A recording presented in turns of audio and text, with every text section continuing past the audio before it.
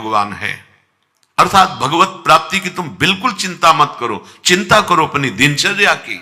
नींद तब आती है जब उस पर हमें महत्व बुद्धि नहीं होती। भजन में, सत्संग में महत्व बुद्धि। राधा बाबा की वो बात सुनकर हमें बड़ा आश्चर्य हुआ कि जो सर्वज्ञ महापुरुष हैं, शास्त्र के, तत्व के, भगवत प्रेम मार्ग के, वो ऐसी स्थिति घटिया बात है, चल नहीं पा रहे हैं। उनका जो सेवक वो थकित होने के कारण या प्रमाद स्थिति के कारण बाबा कह रहे हैं बस इतनी दूर तक मुझे बैठाल दो जहां से सत्संग के शब्द पढ़ते हैं। हाँ बाबा हम थक गए, आपको जाना है चले जाओ। वो जानते थे जा पाएंगे, तो उनका तुम क्या जानते हो, हमारे श्री कृष्ण हमको ले जाएंगे। एक डंडा उठाया और प्रयास करते हुए, कड़िलते हुए वहां तक गए जहां सत्संग, और सत्संग सुना।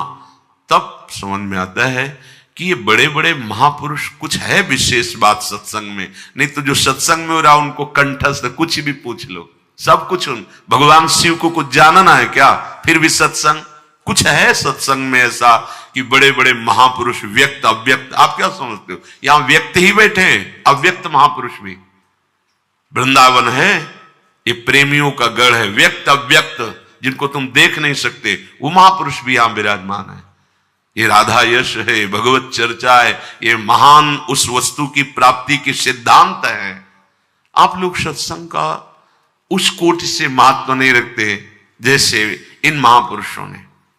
सत्संग, चलो अब हम उनकी बात नहीं करते सखी, उनको यदि हमारे बिना समय कट जाता है तो हम भी उनकी बात नहीं सखी, उनकी बात ही तो हमारा जीवन है, उनकी बात किए बिना हम तो जी ही नहीं सकती। गोपीजन उनकी बात किए बिना, उनकी बात सुने बिना, जहां जहां पिए की बात सुने खोजत तिन गैनन, कौन जो देह कुटुंब ते जाए छूट सब ही विधि ना। तो इस कोटि का महापुरुष, अब उसको कौन सा सिद्धांत सुन रहा है, पर वो जहां जहां पिए की बात सुने खोजत तिन। श्रवणेन्द्री प्यासी होनी चाहिए भगवत चर्चा सुनने के लिए।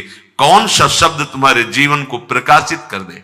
अभी अवसर है, फिर आगे न सत्संग मिलेगा न डांटने वाला मिलेगा। यही मन और बुद्धि का तांडव होगा जिसे तुम संभाल नहीं पाओगे। ये छोटा मोटा नहीं, ये बहुत बड़ा शत्रु है मन। अभी गुरु कृपा से इसको अपने अधीन कर लो, मित्र बना लो इसको, तो काम बन जाएगा, जीवन सफल हो जाएगा। और अगर अभी अवहेलना की तो एक एक पॉइंट वो समझ रहा है और वो आपको गुलाम बनाए हुए गुलाम बना देगा, ऐसी जगह खड़ा कर देगा जहां केवल जलोगे, अशांति, दुख रहेगा।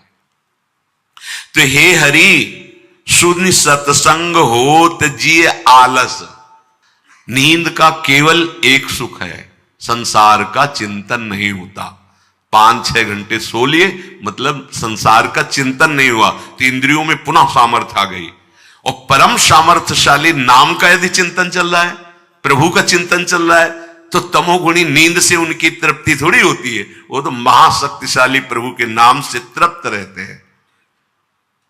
ये सब निद्रा आदि दोष सब खत्म हो जाते हैं। मानो लड़ना पड़ेगा। अभ्यास बहुत बड़ी सामर्थ्य, ये हम इसलिए अहंकार पुष्टता के लिए नहीं कह रहे। अभ्यास, जो अभ्यास किया रुग्णावस्था में भी वो चैन नहीं लेने देता, अभ्यास वो वैसे ही चलाता है। आप लोग अभ्यास शिथिल, तो आप कैसे भजन करोगे। सत्संग बहुत बड़ी सिद्धि है, सच्ची मान लो। अगर आप रोज सत्संग सुनते हो तो एक तरफ सत्संगी जो आचरण में उतारता है और एक तरफ एकांतिक, दोनों के जीवन को जब नापा जाएगा तो उसमें कुछ आंतरिक ऐसे दोष होंगे जिनको देख भी नहीं पा रहा, और सत्संगी उससे निकल जाएगा। सर्वसंगो पहो हिमाम, भगवान के वचन कभी मिथ्या नहीं होते। जो सत्संग होता है वो सब दोषों का त्याग करा देता है, एक एक दोष तुम्हारे सामने रखता है, पर मात्र बुद्धि नहीं, उस पर भाव ही नहीं। हे, ये सोने का समय नहीं है, ये स्वर्णिम समय है। जितना नाम जब, पता नहीं वो बात क्यों नहीं आती है हृदय में, अरे चोरी चोरी भजन करने का कोई देख न ले कोई जान, अधिक से अधिक नाम जप, अधिक से अधिक साधन पथ में, जितेंद्रियता, सौम्यता, धैर्य, ये सब सद्गुण आने लगेंगे। मान लो हमारी बात, भजन में ऐसी प्रीति करो कि चोरी चोरी अधिक से अधिक हम भजन कर ले, कोई जान न पावे। अभ्यास में बड़ी सामर्थ्य है प्यारे, बड़ी सामर्थ्य है। कैसी भी परिस्थिति हो, अभ्यास। पूज्य श्री राधा बाबा शरीर काम ने पालकी में बैठा लो, हमारी गिरिराज जी की परिक्रमा का नियम, चलो करो। वही गीता पृष्ठ में जो क्या गीता वाटिका वही भाव से गिरिराज जी विराजमान किए। वैसे महापुरुषों की दिनचर्या, वयोवृद्ध हैं श्री सनातन जी महाराज, ठाकुर जी मना करते मत आओ गिरिराज, नहीं, दिनचर्या सदगुरुदेव भगवान के वचन। वही साधु है जिसकी दिनचर्या एक रस, एक नियत टाइम पर होती है। कभी भी उसको देखो, उसका टाइम। शरीर अस्वस्थ है, बुखार है, कुछ भी है, वो अपनी जगह हुआ भजन कर रहा है। हम ये थोड़ी कि बुखार को लिए बैठे रहे कि जब उतरेगा तब भजन करेंगे, तब दिनचर्या नहीं चल पा रहे, चलो हरी इच्छा पड़े भजन करें। जिस समय सोना उसी समय आंख मुंदेगी, नहीं जगे हुई भजन कर रहे। चतुराशी जी चल रही, सुधा निधि चल रही, गान कर रहे। हम अपने जीवन को व्यर्थ करने निकले, अपने समय को बर्बाद करने निकले। प्यारे समझ जाओ, बहुत बड़ा लाभ खो रहे हो यदि आप नींद का आदर करते हो, प्रमाद स्थिति करते हो। नहीं, 3 घंटे में पर्याप्त, 4 घंटे शिथिल साधक, 5 घंटे साधारण साधक, 6-7 घंटे जो संसारिक कार्यों में रत हैं साधु, 2-3 घंटे विश्राम, 24 घंटे में। अरे भजन सुख लेना है या तमोगुणी निद्रा सुख लेना है? सुनि सत्संग होत जी आलस, विषयीन संग विश्रामी। अब उन्हीं से बैठ करके प्रपंच की बातें करो, कितनी करते रहो बातें, कभी नींद नहीं, कभी कोई उनको नहीं लगेगा कि हमारे लिए कोई और दिनचर्या एकाद है। नाथ आप सबके हृदय की जानने वाले हो, ऐसा स्वभाव हमारा है कि आपके चरणारविंद को छोड़ करके जो आपसे विमुख विषयी पुरुष हैं, उनकी चाटुकारिता, उनकी गुलामी, निस दिन करत गुलामी विमुखन की। अपने आराध्य देव के द्वारा की हुई व्यवस्था, जीवन भर उसी को केवल मानना है। किसी व्यक्ति के द्वारा जो कुछ हो रहा है, अगर मुझे अस्तित्व समझ में आता है तो कभी स्वीकार न करें। मेरी श्री जी तुम्हें निमित्त बना के लाए हैं, हम कभी तुमसे जय श्री राधे नहीं बोलेंगे कि अच्छा वही भगत जी है, नहीं, कभी नहीं। जीवन भर करते रहो, मेरी लाडली के द्वारा प्रेरित हो, हम यही मानेंगे, मेरी लाडली ही सब, अन्य नहीं मानेंगे। अन्य है क्या तुम्हारे पास? तुम हो कौन? प्रभु की सिवा तुम्हारी सत्ता ही नहीं है। अगर कोई सत्ता दिखाता है तो नहीं स्वीकृत करना चाहिए। अभिमानिते न्यारे, भूत भविष्य लोक 14 में भये हुए हरि प्यारे। जीवन प्रभु को अर्पित है, होश में अच्छे से समझ लिया जाए। एकमात्र आराध्य देव का भरोसा नहीं तो श्री हरि चरण छाड़ विमुखन की निस्दिन करत गुलामी। आए थे परम पद प्राप्त करने और लग गए विषयी पुरुषों को रिझाने में, और कुछ चंद टुकड़े विषयों के, चंद सुख विषयों के बिक गए उनके हाथ। नहीं रिझवन भरतार के विषयीन हाथ बिकाए। बहुत सावधान, बहुत फिसलाने वाली भगवान की भ्रमात्मक माया है। पापी परम अधम अपराधी सब पतितन में नामी। सूरदास प्रभु अधम उदाहरण सुनिए श्रीपति स्वामी, मोशम कौन कुटिल खलकामी। प्रभु में बड़ा अपराध करने वाला, पाप करने वाला, सब पतितों में हूं, ये हृदय में आ जाए ना तो निष्पाप हो जाओगे, निरपराध हो जाओगे, महात्मा बन जाओगे। भगवान बड़े कृपालु हैं, किस क्षण वो तुम्हारी आध्यात्मिक उन्नति बढ़ा देंगे, पक्का पक्का निहाल कर देते। जब कभी वो जैसे दर्पण में चेहरा देखे तो कभी जब वो कृपा करके दर्पण दिखाते हैं हृदय में तो नहीं, ये मेरा नहीं, ये तो केवल आपका कृपा प्रसाद। मैंने देखा है अपने को देखा है, अपने को देख रहे, बिल्कुल ऐसे चला रहे जैसे लगाम पकड़कर घोड़ों की भगवान बैठे हैं ना अर्जुन के, वैसे बिल अगर वो छोड़ दे लगाम तो अभी अभी ऐसे खंडक में गिरा दे कि उठना मुश्किल हो जाए। एक एक कदम उनका दुलार प्यार और उनका शासन दिखाई देता है शरणागत भक्त को। पहले हमें ये मानना होगा कि हमारे जीवन की जो परम लाभ वृत्ति है वो भगवत प्राप्ति है। अरे कोई एकांतिक में ईश्वर संपन्न समाज प्रिय बड़े अधिकारी कहीं न कहीं हृदय की बात वो देखे और कहा मुझे हर समय भय लगा रहता है, मैं बस उस भय से निवृत्त होना चाहता हूं। और ऐसे पदों पे हैं जिससे समाज को बहुत बड़ा सुख और अधर्मियों को बड़ा दंड, अधिकार है उनका ऐसे। तब जो रोज कहते हैं वो बात सिद्ध नजर आती है। आप लोगों से तो सब मिलते हैं, आप किसी से मिलोगे ना तो वो तो मुस्कुराकर उनका वैभव देखकर आप कहोगे कि क्या सुखी है। और क्या प्रश्न होते हैं, भय।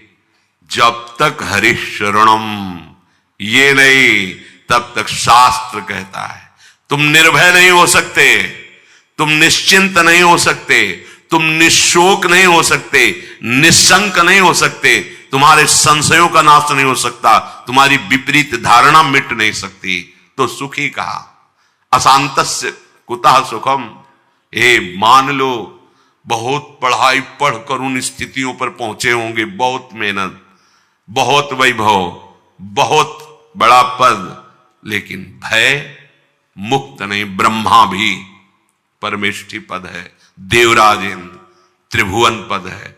आप परम पद के मार्ग में चले हो जहां निर्भय, निश्चिंत, निशोक, निशंक, कोई संशय नहीं, कोई विपरीत भावना नहीं, हर समय परमानंद। तुम्हारा यह मानव देह पाप कमाने के लिए तो है नहीं, व्यर्थ में इसको मत खोइए। हमारा यह धर्म है, हमारा यह कर्तव्य है। धर्म निर्भय करता है, कर्तव्य तुम्हें निश्चिंत कर देता है। अगर जो करना चाहिए वो किए हो तो तुम निश्चिंत होगे, बेपरवाह होगे। तो लगा कि तुम्हें जो करना चाहिए वो नहीं किया, इसीलिए तुम चिंतित हो। अभी मानव जीवन का जो परम धर्म है, परम कर्तव्य है, उसे नहीं समझ पाए। अगर नाम जप करते हुए सब भगवत सेवा की भावना से प्रभु को समर्पित कर दो, अभी निश्चिंतता आ जाएगी, अभी डर समाप्त हो जाएगा। सबके हृदय में डर है, देख लो, कहने की बात नहीं है। वो एक दूसरे डरते हैं, क्या तू डर रहा है इसीलिए क्रोध को धारण किए हुए है। जो बलवान होता है, निडर होता है, मुस्कुरा के निकल जाता है। क्षमावान बलवान होता है, क्रोधी क्रोधी नहीं। हाँ, निष्कामी बलवान होता है, कामी नहीं। पक्का तुम्हारा जीवन पाप कमाने के लिए नहीं है। तुम पाप को पाप देख ही नहीं पाते हो जब तुम्हारी धन पे मात्र बुद्धि होती है या अन्य अन्य अन्य। मान लो ये सत्संग है, ये जीवन को व्यर्थ मत खोइए। बहुत बड़े विद्वान हैं धुंधकारी के पिता आत्मदेव, लेकिन पुत्र की कामना व्यथित किए हुए थी। पूरा प्रकरण है, हम केवल अंतिम प्रकरण उसका वो अधर्माचरण देख देख कर, पापाचरण देखकर उनको बहुत पश्चाताप हुआ कि जो हमें महात्मा मिले थे, यदि उनसे मैं भगवत मार्ग की शिक्षा ले लेता, पुत्र प्राप्ति का ना हट करता, तो आज मैं दुर्दशा को न प्राप्त होता।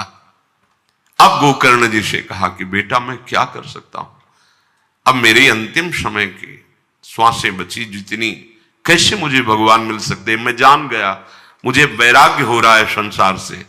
तब उन्होंने कहा था, धर्मम भजस्व सततम त्यज लोक धर्मान, सेवन सदा साधु पुरुषन, जहि काम तृष्णाम, अन्यस्य गुण दोष चिंतन मासु मुक्त्वा, सेवा कथा रसमहो नितराम पिबत्वम। हे पिताश्री गोकर्ण जी ने कहा, धर्मम भजस्व सततम, सतत धर्म का भजन करना चाहिए। तो मानो आत्मदेव जी ने कहा जीवन भर यही किया है, पर मुझे शांति तो नहीं मिली ना। तो बोले त्यज लोक धर्मान, लोक धर्मों का पालन करने से परम धर्म की प्राप्ति होती है। अगर नहीं हुआ तो लोक धर्म में कहीं चूक हो गई आपकी। ये जितने लोक धर्म हैं इनकी पूर्णता है भगवत चरणारविंद की प्रीति। नहीं तो सो सब धर्म कर्म जरि जाओ, वो धर्म कर्म में आग लगे जहां भगवान के चरणों की शरणागति नहीं, भजन नहीं, प्रेम नहीं। जहां न राम पद पंकज भाऊ, सो सब धर्म कर्म जरि जाओ। इसीलिए श्री भगवान भी कहते हैं सर्वधर्मान परित्यज्य माम एकम शरणम ब्रज। ये परम धर्म है भगवान की शरणागति, भगवान का भजन। धर्मम भजस्व सततम, कौन से धर्म का सतत भजन करें? बोले त्यज लोक धर्मान, लोक धर्मों का त्याग करके सावई पुंसाम परो धर्मो, परम धर्म वही है जिसमें अधोक्षज अच्युत भगवान श्री हरि के चरणों की भक्ति हो। त्यज लोक धर्मान, बोले लोक धर्म का त्याग करके भागवत धर्म, प्रेम धर्म, परम धर्म में स्थित होने की मेरी सामर्थ्य खो गई है। तो बोले एक जगह ये सामर्थ्य प्राप्त होती है, सेवन सदा साधु पुरुषन। जाओ और भगवत प्रेमी महात्मा के चरणों का आश्रय लेकर उसकी सेवा करो और उनके वचनों पे चलो। पर ध्यान रहे महत्संगस्तु दुर्लभ हो, दुर्लभ है, अगर मिल भी जाए तो दुर्गम हो। उनकी कृपा प्राप्त करना बड़ा कठिन होता है, क्योंकि हमारी मानसिक बुद्धि होती है और मानसिक बुद्धि से हम उनको तौलते हैं। गुणातीत स्थिति को समझना गुणातीत होने पर ही आएगा। आप गुणों में हो, गुणातीत को नहीं तौल पाओगे, नहीं जान पाओ। इसलिए दुर्गम कह दिया गया। बहुत दुर्गम है महापुरुषों से कृपा ले पाना, और अगर निर्वाह कर ले गए तो अमोघस्य। तो बोले क्या दुर्गमता होती है? उनकी चरणारविंद में अपने आप को हम समर्पित करते हैं तो हमें वो अमोघस्य स्थिति तक पहुंचने में क्या दुर्गमता। तो जय काम तृष्णाम, सुने हुए भोगों की कामना भोगने के लिए, भोगे हुए भोगों को भोगने की इच्छा तृष्णा, ये काम कामना वासना मनते करियति दूर, इनका मूल है मद मान अभिमान। गुरुपद पंकज सेवा तीसरी भक्ति अमान। महापुरुषों के पास मान रहित होकर रहे। अगर मान रखोगे तो बहुत हानि हो जाएगी, चाहे जितने वर्ष रहो लाभ नहीं ले पाओगे। बछड़ा बनने पर पिन्हाएगी गाय और दुग्ध पान करोगे। अगर बछड़ा नहीं बनोगे तो है पूरे शरीर में दुग्ध, पर पिन्हाएगी नहीं। बच्चा मान रहित होता है, मां डांटे तो भी मां की तरफ ही भागेगा, किसी अन्य की तरफ नहीं। छोटा बच्चा मां थप्पड़ मारे तो लिपटेगा वो मां की ही। ऐसे सदगुरु, ऐसे भगवत प्रेमी महात्माओं का संग। जहि काम तृष्णाम और अन्यस्य दोष गुण चिंतन मासु मुक्त्वा, दूसरे के गुण दोषों का चिंतन कथन श्रवण त्याग दो। अगर ये नहीं त्यागा तो साधु समागम का लाभ नहीं मिल पाएगा। अन्यस्य दोष गुण चिंतन मास मुक्त्वा, सेवा कथा रसमहो नितराम पेवत्वम, निरंतर भगवत सेवा, निरंतर भगवत गुणगान का पान करो। ये आज्ञा करी थी गोकर्ण जी ने अपने पिता को। हम अपने मानव जीवन को खो रहे हैं। बढ़िया मकान बना लिया, माना 50 करोड़ का तुम्हारा मकान बन गया, बड़ा सम्मान तुम्हारा देश विदेश में है, लोग तुम्हें आदर देते हैं, ठीक है, ये इस देश का है। अब तुम्हारा जहां जाना है वहां का वीजा नहीं बना है, पास नहीं। जहां जाना है वहां के खर्चा के लिए संपत्ति नहीं, सब यहीं रह गई। चलो अब भय शोक जन्म मृत्यु, इनसे तो तुम्हारा बैंक बैलेंस नहीं छुड़ा पाया। अब भोगो जो शुभ अशुभ कर्म, उनको भोगो। अगर बीच बीच में सत्य कमाई कर लेते राधा राधा राधा, तो ये जाएगी आपके साथ। ये आपको पास दिलवाएगी प्रिया प्रीतम के समीप जाने का। राधा राधा, जैसे कोई मार्ग में, ऐसे तो सबको प्रणाम करते देख, जब कोई राधा राधा राधा एकदम हृदय आह्लादित हो जाता है, पास बन जाता है, ये अपना प्रिय लगता है। जाके मुख से धोखे उनिक सतराम, ताके पग की पग तली मोरे तन की चा। भगवन नाम, भगवत चरणारविंदाश्रय, जीवन बिल्कुल व्यर्थ खो रहे हो यदि ये नहीं है। मान लो अभी तुम्हारा अभिमान, तुम्हारा ये सब वैभव धूल धूसरित कर देगा काल, एक झटके में मिट्टी में मिला देगा। तुम्हारे साथ चलने के लिए केवल नाम है, केवल भगवद आश्रय है। बहुत अमूल्य है तुम्हारा जीवन, प्रत्येक क्षण का सच्चा इस्तेमाल करो। राधा राधा राधा, खूब उस कर्तव्य कर्म करो, इससे हल भी जोत सकते हो। राधा राधा कहते हैं व्यापार, नौकरी, बड़े बड़े कार्य जब युद्ध किया जा सकता है तो और क्या बात।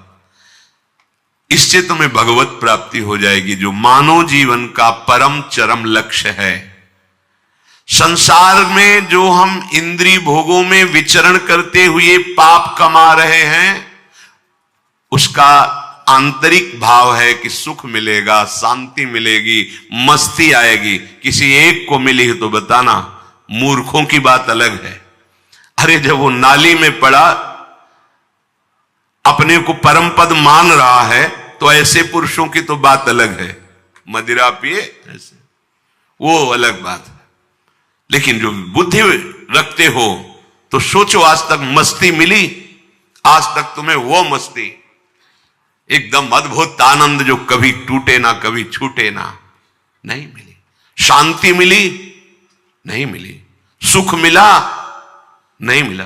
तो कर क्या रहे हो? कमाई किसकी कर रहे हो? हर कार्य इसी भाव से तो कर रहे हो कि सुख मिलेगा, शांति मिलेगी, दुख मिटेगा, लेकिन नहीं हुआ। इसका मतलब सही मार्ग नहीं है।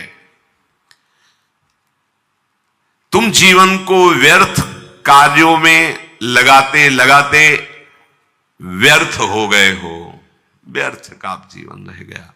देखो तुम्हारे संस्कार कितने गंदे हो गए। मन वही विषयों का चिंतन, वही विषयों का चिंतन। उन संस्कारों में इतनी दम है कि तुम्हारी अगली योनि पक्की। ध्यान दो, बार बार वही भोग, वही भोगों का चिंतन, वही धन, वही वैभव, अगला योनि पक्की, तुम्हारी जन्म पक्का।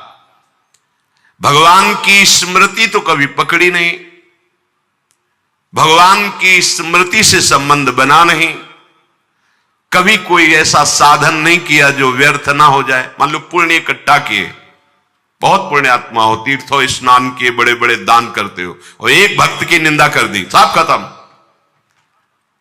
लेकिन आपने 10 बार राधा राधा कहा है। अब कोई भी अपराध बन जाए, हां भक्त निंदा करोगे, प्रभाव नहीं दिखाई देगा, लेकिन वो जमा है आपका, उसको कोई नष्ट नहीं कर सकता। वो ऐसी जगह आपका साथ देगा जहां कोई साथ देने वाला नहीं।